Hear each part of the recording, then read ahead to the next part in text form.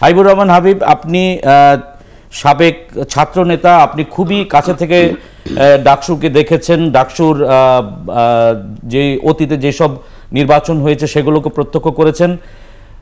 Doctor Zia যেভাবে বললেন যে তিনি এক ধরনের নিশ্চিত যে এত বছর পরও যে নির্বাচনটি হয়েছে তা আসলে সর্বমহলে একটা গ্রহণযোগ্য হয়েছে। আপনি এবং আপনার দল কিভাবে দেখছেন এই ডাকসু নির্বাচনকে? আপনাকে ধন্যবাদ। আপনার মাধ্যমে ৭১ টেলিভিশন দর্শক শ্রোতায় গভীর রাত্রে যারা দেখছেন তাদেরকে সবচেয়ে সালাম এবং শুভেচ্ছা। আমার কাছে খুব আশ্চর্য লাগছে যে একটা নির্বাচন যদি সুষ্ঠু হয়ে থাকবে শতভাগ, তাহলে পৃথিবীর ইতিহাসে কি এমন কোনো ঘটনা দেখেছেন যে কোনো বিশাল নির্বাচন হওয়ার পর কোথাও অনশন করে পুনর্নির্বাচন চায়? দেখেছেন কোথাও পৃথিবীতে? এটা একটা অবাস্তব একটা জিনিস।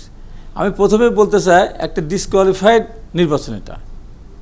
জাতীয় নির্বাচন যেমন হয়েছে এটাও তেমন। যেমন ধরেন একটা হাই জাম্প যখন কেউ দেয়, ওই দাগের ওখানে চুন দেওয়া থাকে, চুনের উপরে পা যদি একটু পড়ে তাহলে সে ৩ ফুটও যদি সে যায় এগিয়ে যায় সামনের দিকে, তাহলে তো ওইটার মাপে না, টেপ দিয়ে মাপা হয় না, তারা ডিসকোয়ালিফাইড। তো এই নির্বাচনটা তাই। কারণ এখানেই এই ৭১-এই প্রথম যখন নির্বাচনের ব্যাপারে সিদ্ধান্ত হলো, আমি ৭১-এ ছিলাম, ডক্টর মুস্তাক ছিল, ডাক্তার সাবেক জিএস এবং সুভাষ সিংহ রায় ছিল। আমি ওই দিন বলেছিলাম এই তারিখে যদি নির্বাচন হয় এই নির্বাচন কলঙ্কিত নির্বাচন হবে। কারণ এখন ঢাকা বিশ্ববিদ্যালয়ে কোনো অবস্থান নেই।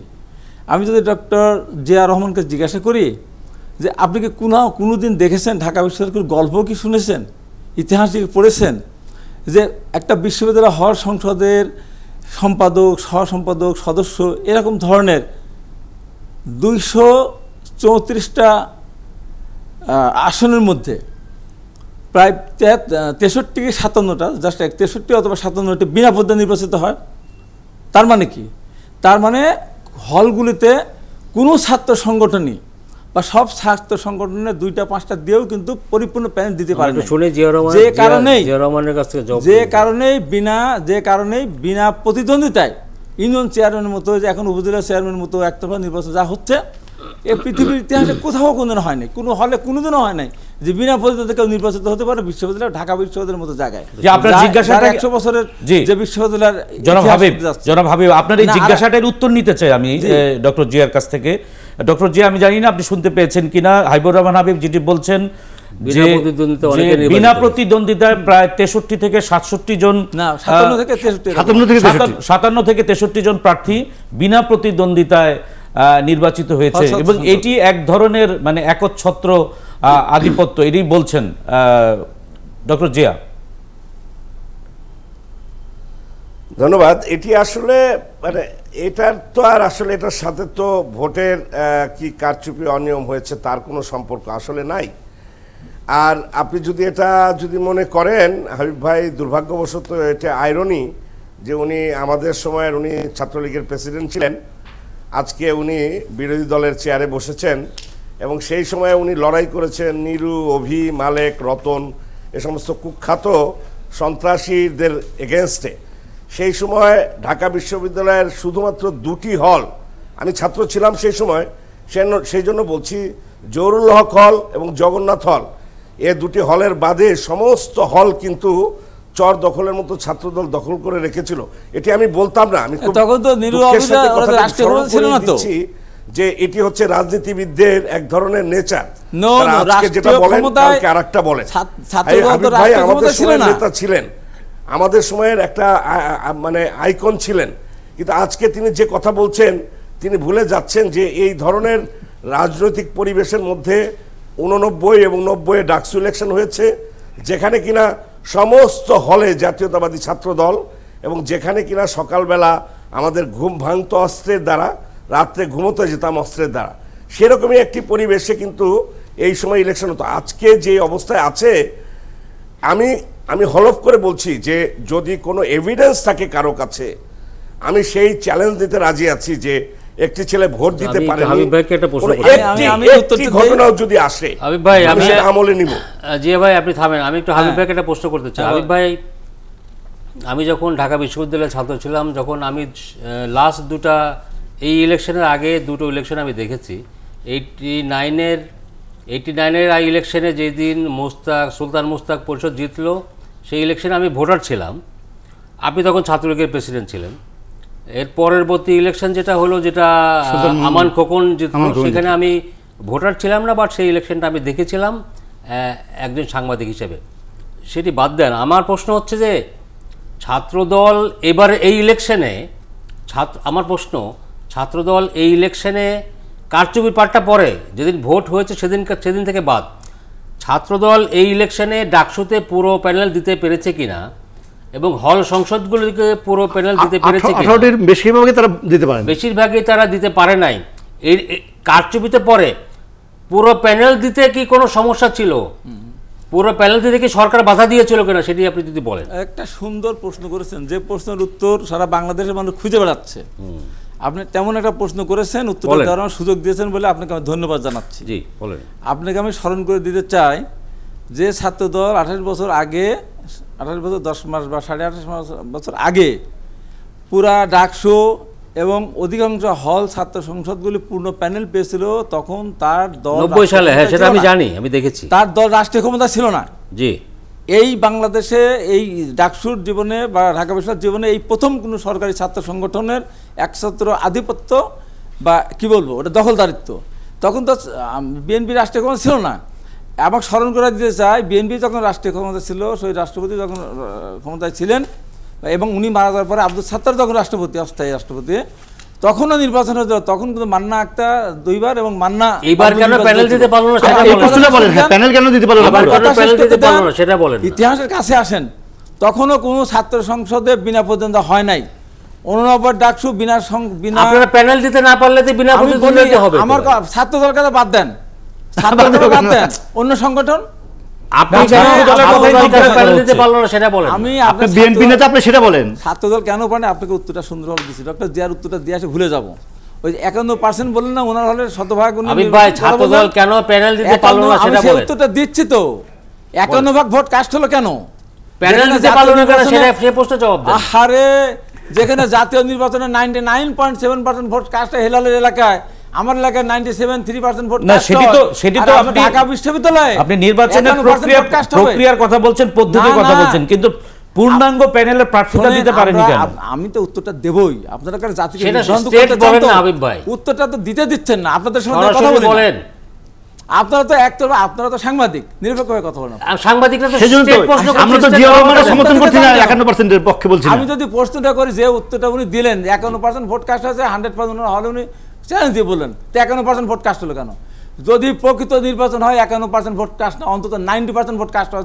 ভাই আমার প্রশ্ন জবাবটা দেন না। আপনার প্রশ্নের উত্তর হলো এই, জি আপনি আজিমপুর গোরস্থানে গিয়ে শুয়ে থাকেন, তোর দিকে ওখানে কোনো আজাব গজব কোন শুনতে পান কিনা? নীরব। ঢাকা বিশ্ববিদ্যালয়ে দীর্ঘ 10 বছর ধরে একতরফাভাবে ছাত্র লীগের যে দখলদারিত্ব চলছে, সেখানে হলে কোনো ছাত্রদের কোনো ছেলে থাকতে পারে না। এই নির্বাচনে এই প্যানেল না দেওয়ার পিছনের কারণ আমি আপনাকে বলি, সেটাই বলেন। এবং তারা জানে যে এই ডাকসুর প্যানেলে আমি নির্বাচন করলে জাতীয় নির্বাচনের মতো, উপজেলা নির্বাচনের মতো, অন্যান্য নির্বাচনের মতো একতরফা তারা নিয়ে যাবে। পরে আমার ছাত্রত্ব জীবনের হুমকি আসবে, আমি বিশ্ববিদ্যালয় ক্যাম্পাসে যেতে পারবো না। হয়তো কেউ 3rd ইয়ারের পরে, কেউ হয়তো অনার্স পাস করেছে, মাস্টার্সের ছাত্র, এরা ক্যান্ডিডেট হতে চায় না। হল ছাত্র সংসদগুলোতে আরও যারা এমনকি বাইরে থাকে, তারা যারা অ্যাটাচ ছাত্র, তারা হলে হয়তো ভোট দিয়ে চলে আসবে, তারা সেই সূত্র। যারা হলে থাকে তারা জানে আমি যখনই ছাত্র দলের প্যানেলে যাব, এই নির্বাচনের পরের দিন বা উইথড্রর পরের দিন থেকে আমাকে হল ছাড়া হতে হবে। যারা প্রতিদ্বন্দ্বিতা করতে ভয় পায়, ভাই প্লিজ একটা কথা শোনেন, যারা প্রতিদ্বন্দ্বিতা করতে ভয় পায় তাদেরকে নির্বাচিত হওয়ার কোনো যোগ্যতা আছে কিনা সেটা আমি আপনাকে প্রশ্ন করে, ওজন সাহস মাপে কি সেরে না দাঁড়িতে না কেজিতে? আমি হাবিবুর রহমান হাবিব এই বাংলাদেশের চ্যালেঞ্জ দিয়ে বলতে পারে, সাহসিকতা, সাহস যদি মাপার কোনো যন্ত্র থাকে, আমার চাই সাহসী পরিচয় বাংলাদেশের দেওয়ার। আপনি তো ঠিকই আছেন, আমি বলি আমি তো ঠিকই আছেন। হাবিব, আপনি সেই সাহসিকতার পরিচয় দিয়েছিলেন বলে আজকে এই অবস্থায় আছেন, কিন্তু আপনাদের যারা অনুসারী তাদের এই অবস্থা কেন? বলি কথা শুনেন, আমি হাবিবুর রহমান হাবিব নির্বাচন করতে গিয়েছিলাম। আমার ওখানে নির্বাচন হলে এখনো আমি 70 থেকে 80% ভোট পাবো। আমি আমার এলাকাকে ভোট চাইতে যেতে পেরেছি? আমি কি ক্যাম্পিং করতে পেরেছি? হাবিবুর রহমান হাবিব, আপনি আপনাকে আরেকটি প্রশ্ন করতে চাই, আহত করা হয়েছে। আমার মতো লোক যদি হাবিবুর রহমান হাবিব, কিন্তু ঢাকা বিশ্ববিদ্যালয়ে তো ছাত্রলীগের নেতা তো ছাত্রলীগের নেতা তো ভিপি হয় না। আমি আরেকটি প্রশ্ন করতে চাই, ছাত্র এই যে কেন- যেটি কেন- বললেন শুধু প্রণব ছাত্র শাহ দল যেটি না। বললেন আমি বলি, যে শুধু যে ছাত্র কোটা দল না, আন্দোলনের ক্যাম্পাসে- কোটা আন্দোলনের পরিপ্রেক্ষিতে যিনি ভিপি হয়েছেন এবং সমাজসেবা সম্পাদক তিনি তো হয়েছেন, অনেকবার মার খেয়েছেন। আমরা যদি অন্যান্য মানে প্রার্থীদেরও দেখি এবং এবং ভিপি পদে যদি তৃতীয় হয়েছেন, তিনিও তারা কিভাবে কি প্রক্রিয়ায় হলেন, সেখানে ছাত্রদল উত্তরটা যেতে আমি পারলো দেই। না কেন? সেই অবস্থানে আমি সেই- ছাত্রদল সেই কাছাকাছিও উত্তরটা যেতে দেই। পারলো না কেন? আচ্ছা, সেই উত্তরটা দেই। যে বিশ্ববিদ্যালয়ের ভিপি, জিএস, একটা সম্পাদক সহ অনেকে ভোট পেতে পারে, জিততে পারে, সেই সেই সেই আপনার প্যানেল ডাক হলগুলিতে পূর্ণাঙ্গ প্যানেল দিতে পারলো না, এর উত্তরটাকে দেন কেন? ডাকসুর ভিপি জিততে পারে, আর একটা সম্পাদক জিততে পারে। তাদের তো সংগঠন নাই, তাদের তো সংগঠন নাই, হাবিব ভাই মেরুদণ্ড নাই, তাদের সংগঠনও নাই। নুরুল হক নুরু কোটা আন্দোলন করে কোটা আন্দোলন করে 20 ঢাকা বার বিশ্ববিদ্যালয় ক্যাম্পাসে শুধু। 20 বার অন্তত 20 বার ছাত্রলীগের কাছ থেকে মার খেয়েছে। আরে মার সে খাওয়া যখন পরে সাহস করে দিতে দাঁড়াতে পারে পারে না কেন? ছাত্রদল কেন পারে না? তাদের তো ডাকসুতে- সংগঠনও নাই, তার কোনো Because আন্দোলন আপনাদের থেকে কোনো গেছে। সংগঠন নাই। আচ্ছা, হাবিব ছাত্র- ভাই, ছাত্রদের because বাদ দেন। আপনাদের কোনো সংগঠন আমি নাই, বলি ছাত্র সেটা স্বীকার করেন। আরো যে সংগঠনগুলি আছে, তারা কি এই যাবৎকাল ডাকসু নির্বাচনের সময় হলগুলিকে তারা প্যানেল দিয়ে আসে নাই? দেশ দেয় না তারা? এই ছাত্ররা জিয়া- আলাদা আমি দেয় নাই? আপনাকে কেউ আরেকটি- দেয় না? বোধহয় কিছু বলতে কেউ আরেকটি- পারলো না। যে আমি ডক্টর এটা জিয়ার হতে কাছে পারে আসবো। না। তবে আপনারা হাবিবুর রহমান হাবিব, সত্যের আপনার কাছে আরেকটি প্রশ্ন শোনেন, আসছে, সেটা হচ্ছে আপনারা যে সত্যের কাছাকাছি এই আসেন। আন্দোলনের শাক দিয়ে মাছ পরিপ্রেক্ষিতে থাকতে যাবেন না, একটা সত্যের হচ্ছে যে কাছে আসেন, বিবেকের একটা কাছে আসেন। অভিষেকের যখন প্রস্তুতি চলছে, তখন আরেকটি পাল্টা আন্দোলনের ডাক দিয়েছেন, মানে বিএনপির একজন কেন্দ্রীয় নেতা এবং সাবেক ছাত্র নেতা শামসুজ্জামান দুদু। হাবিবুর রহমান হাবিব, আমি বলছি যে একের দিকে আপনারা পূর্ণাঙ্গ প্যানেল দিলেন না, প্রার্থিতা মানে ছিল না, সেইখানে এই যে এখন ডাকসু সাম্প্রতিক আন্দোলনটাকে আপনারা কি ঘোলা পানিতে মাছ শিকার করতে চাচ্ছেন কিনা? যে সাবেক ছাত্রনেতা যে মার্চ করে ঢাবিতে যাবেন, এই যে আন্দোলনের ডাক দিয়েছেন, এই আন্দোলনটি আসলে কতটুকু সফল হবে? কারণ সেখানে তো আপনার নেতাকর্মীরা সংগঠিতই না। আমি আপনাকে বলি, আজকে কয় তারিখ গেল? 14। ইলেকশনটা হয়েছে 11 তারিখ।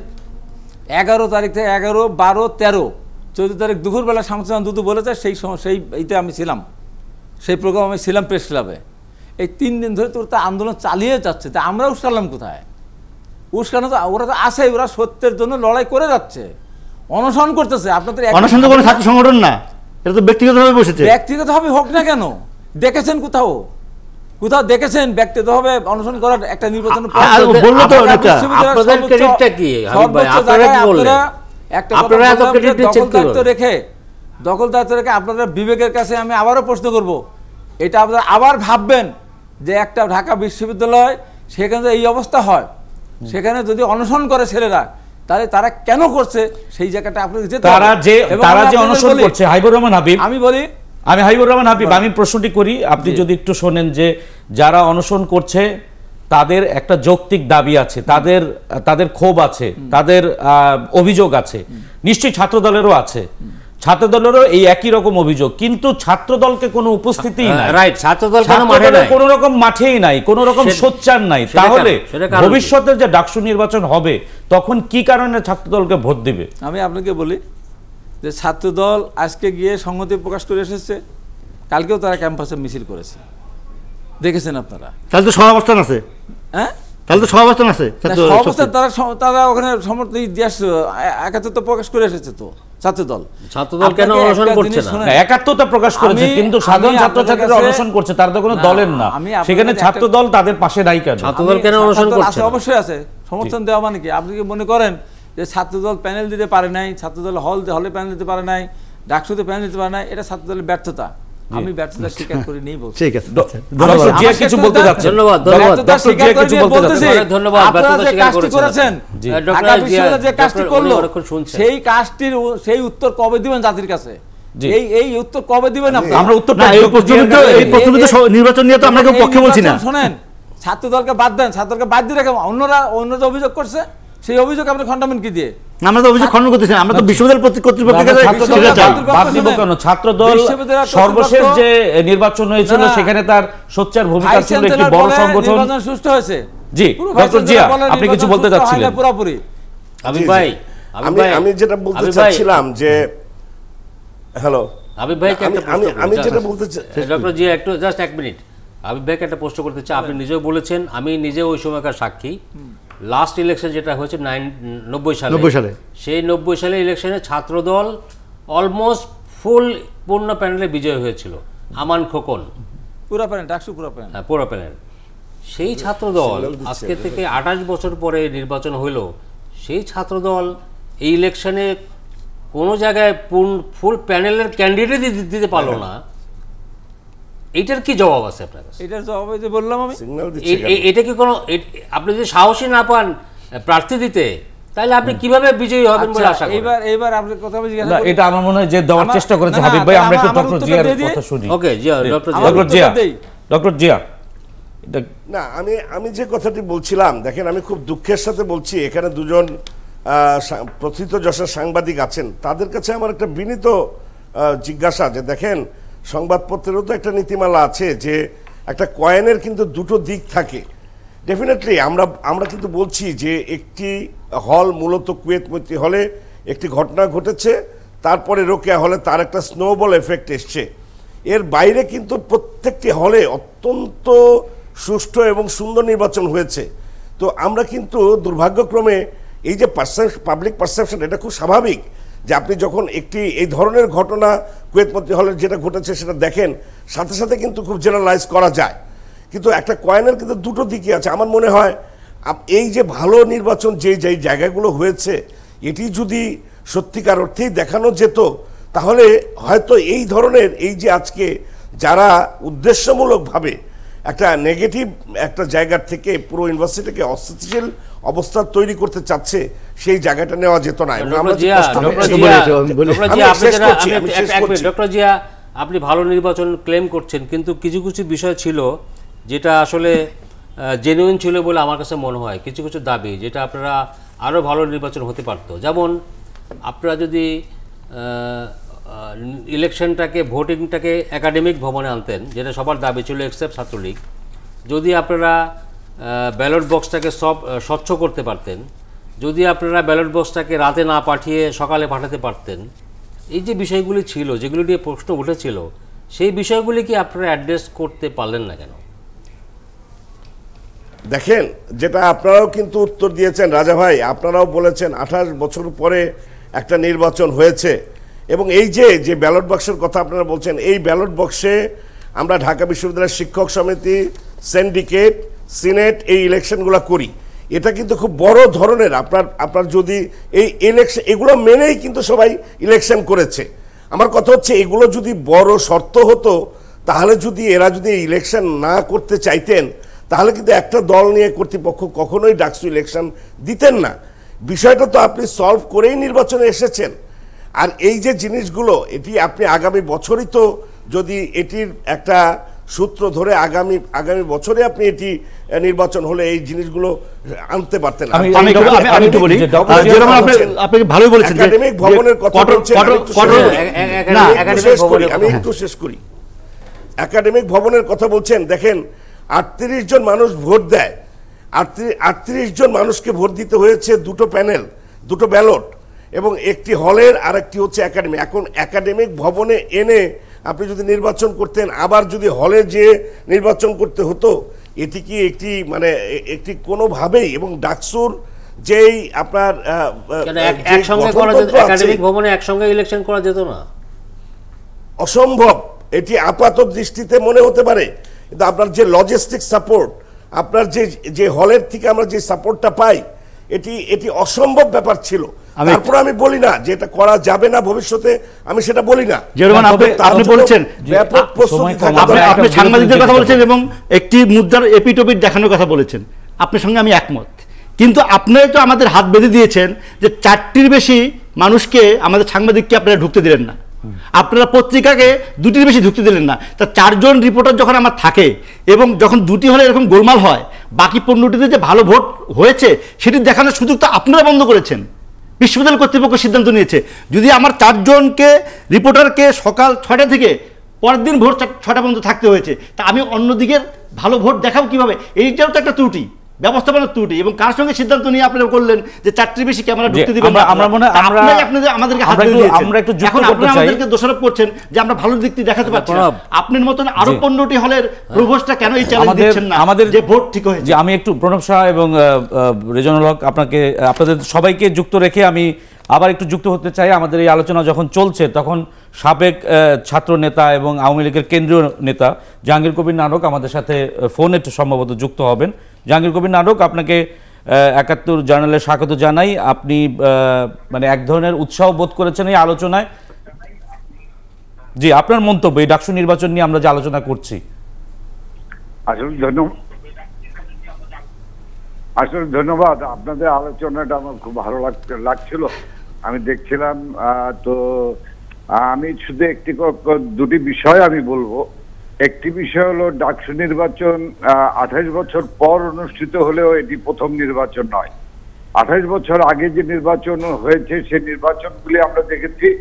সেই নির্বাচনের সময় ছাত্রলীগ নামক দলটি জীবিত ছিল, তার অবস্থান ছিল। ছাত্রলীগ জিয়াউর রহমানের মতো স্বৈরশাসকের মোকাবেলা করেছে, এরশাদের মতো সামরিক জান্তার মোকাবেলা করেছে। ছাত্রলীগ সাহসিকতার সঙ্গেই কিন্তু এই ঢাকা বিশ্ববিদ্যালয় আঙ্গিনায় রয়েছে। এই আঙ্গিনা ছেড়ে কিন্তু কোনোদিন পালিয়ে যায়নি। সেই দৃষ্টিভঙ্গিতেই আমরা বলতে চাই যে আজকে আমার কিন্তু খুব হাবিব সাহেব অনেক কথা বলছেন, কিন্তু আমার খুব খারাপ লাগে যে আজকে ছাত্র দল যারা নিজেদেরকে অপোজিশন ছাত্র সংগঠন মনে করেন, তারা তাদের অবস্থানটা সেই জায়গাটাতে নিতে পারলেন না যে ছাত্রলীগের সঙ্গে ছাত্র দলের প্রতিযোগিতা হবে। এটি কিন্তু আমরা খুব চিন্তায় ছিলাম। জাহাঙ্গীর কবির নানক, আপনাকে খুবই ধন্যবাদ আমাদের সাথে যুক্ত থাকার জন্য। তবে আলোচনাটা এইভাবে সমাপ্তি করতে চাই যে যেই ত্রুটি বিচ্যুতিগুলো হয়েছে সেটা ছাপিয়ে আগামী ডাকসু নির্বাচনে এই সংশোধনগুলো করা হবে এবং সেটি আরো গ্রহণযোগ্য হবে। শুধু নির্বাচনে ডাকসু যাতে কার্যকর হয়, এবং এই কার্যকরিতাই আসলে আমাদের কাম্য।